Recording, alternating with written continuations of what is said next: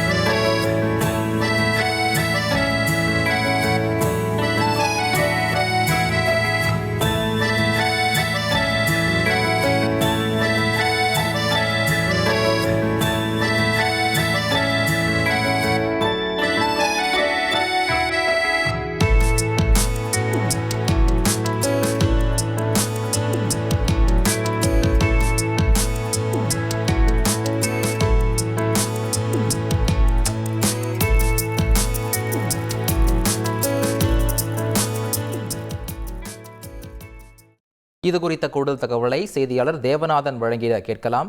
தேவநாதன், வணக்கம். நேற்று இரவு புத்தாண்டு கொண்டாட்டத்திற்காக சில்வர் பீச்சிற்கு பொதுமக்கள் வர தடை விதிக்கப்பட்டிருந்தது. தற்போது அனுமதியானது அளிக்கப்பட்டிருக்கிறது. இது குறித்து அப்பகுதி மக்கள் என்ன தெரிவிக்கிறார்கள்? தேவநாதன், விவரங்களை பதிவு பண்ணுங்க.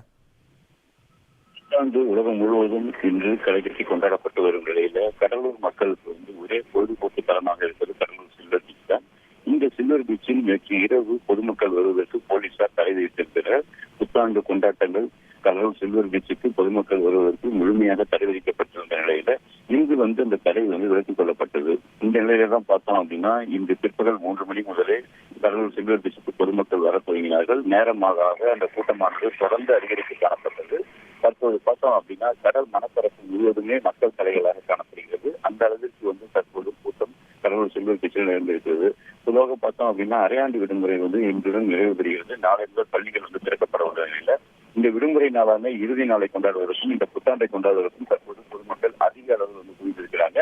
அதே போல பார்த்தோம் அப்படின்னா கடலூர் சில்வர் பீச்சில் இருக்கிற விளையாட்டு தலங்கள்ல அவங்க விளையாடியும் மேலும் குதிரை மற்றும் ஒட்டக சவாரிகள்ல அவர்கள் பயணம் செய்தும் தங்களது புத்தாண்டு கொண்டாட்டத்தை தொடர்ந்து அவர்கள் கடலூர் கடற்கரை மணற்பரப்புல மகிழ்ச்சி அடைந்து வராங்க.